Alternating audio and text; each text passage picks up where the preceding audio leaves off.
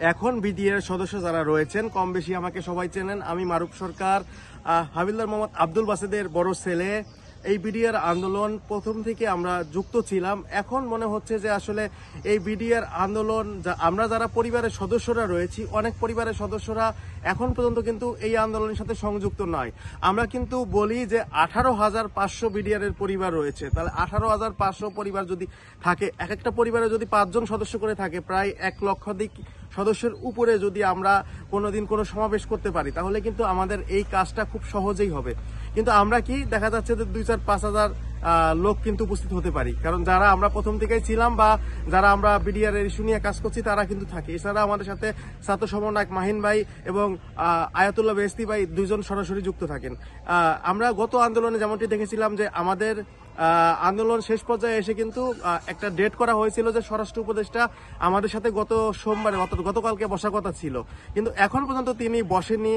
এই বিষয়টাও আসলে মনে হচ্ছে যে তিনি আসলে বসবে কিনা এটাই একটি বিষয়, কারণ এই বিডিআর এর পিছনে যদি সঠিকভাবে তদন্ত করা যায়, কারা আসলে অনেকেই বের হয়ে আসবে, অনেক বড় বড় মাথা কিন্তু বের হবে। কারণ শেখ হাসিনা কিন্তু একাই এই যে বিডিআর এর ঘটনার সাথে কিন্তু সম্পৃক্ত ছিলেন না, ওনার এই ঘটনার সাথে আরো অনেকেই জড়িত ছিলেন। আমরা যেমনটি জানতে পেরেছি যে আমাদের পার্শ্ববর্তী দেশ ভারতের যে প্রধান গোয়েন্দা সংস্থা র এর কিন্তু প্রধান পৃষ্ঠপোষকতা ছিল এই বিডিআর এর হত্যাকাণ্ড। কারণ প্রধান এর পিছনে কারণটা একটু যদি বলি, ভারতের যে বিএসএফ রয়েছে তারা কিন্তু আমাদের বাংলাদেশ বর্ডার গার্ড ব্যাটালিয়ন বিজিবির যে আগের নাম ছিল বিডিআর এর নাম শুনলেই কিন্তু তাদের এক প্রকারের কাঁপুনি শুরু হয়ে যেত। কিন্তু এখন যারা আছে বিজিবি, তাদের কিন্তু নাম শুনলে কোনো কিছুই মনে হয় না। তারা ভারতের বিএসএফ বাংলাদেশে এসে গুলি করলেও বিজিবি বলে যে ঠিক আছে, আমরা পতাকা বৈঠকের মাধ্যমে সেটি সমাধান করব। কিন্তু আগে যখন বিডিআর ছিল তারা কিন্তু বাঘের মতো গর্জন করে উঠত, আর এই বাঘের মতো গর্জন করে ওঠার কারণেই কিন্তু মূলত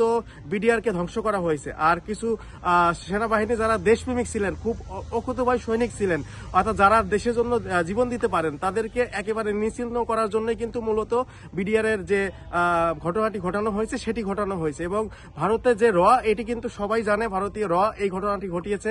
শেখ হাসিনার ইন্ধনেই কিন্তু এই ধরনের একটি ঘটনা বাংলাদেশে ঘটেছে।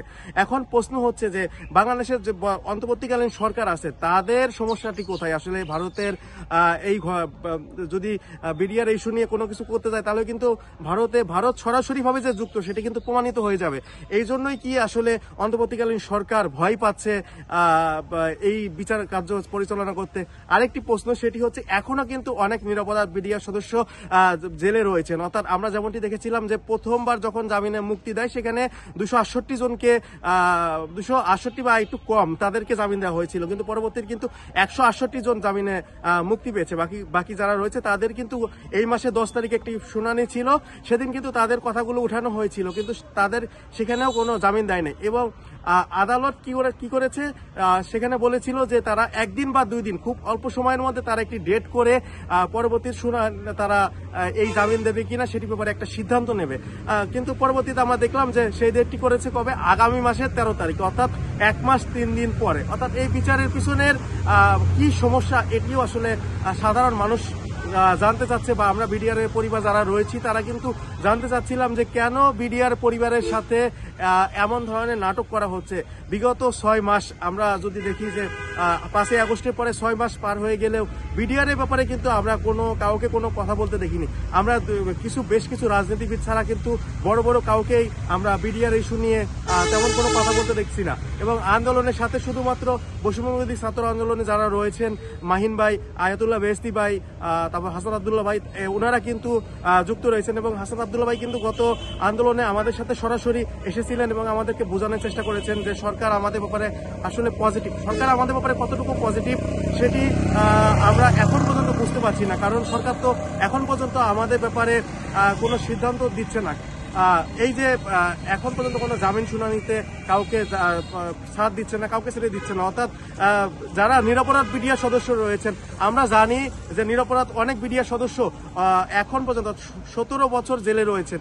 কেউ 3 মাস চাকরি করেছে, কেউ 6 মাস চাকরি করেছে, কেউ আবার 1 বছর চাকরি করেছে, অর্থাৎ 1 বছর চাকরি করা একটা বিডিআর সদস্য সে বিডিআর এর কতটুকু জানতে পারবে, কিন্তু তাকেও কিন্তু জেলে নেওয়া হয়েছে। যারা ছেলে মেয়ে 8-9-এ পড়তো, বড় ছেলে বা তারা কিন্তু একবেলা খেতে পারতেন। আমরা কিন্তু দেখেছি যে আমরা নিজেরাও কিন্তু চাক্ষুষ সাক্ষী এটা, যে আমরা কখনো একবেলা খেতাম, কখনো 2 বেলা খেতাম। কারণ কি, যে একটা পরিবারে যখন ভরণ যিনি মূল দায়িত্বে থাকেন, অর্থাৎ চাকরি করেন, তার পরিবারে যদি আর কোনো উপার্জন ক্ষমতা ব্যক্তি না থাকে, তাহলে সেই পরিবারটি কেমনে চলবে সেটি কিন্তু কেউ একবারও ভেবে দেখেনি। এখনো অনেক পরিবার আছে। তাই সরকারের কাছে একটাই অনুরোধ করব, আপনারা যত তাড়াতাড়ি পারেন এই বিডিআরদেরকে আবারও সসম্মানে চাকরিতে পূর্ণবহাল করেন এবং তাদেরকে সরকারিভাবে সকল প্রকারের সুযোগ সুবিধা দেবেন। এছাড়া যারা এখনো জেলবন্দি রয়েছেন, অর্থাৎ নিরপরাধ জেলবন্দি বিডিআর সদস্য রয়েছেন, তাদেরকে খুব তাড়াতাড়ি মুক্তি দেবেন।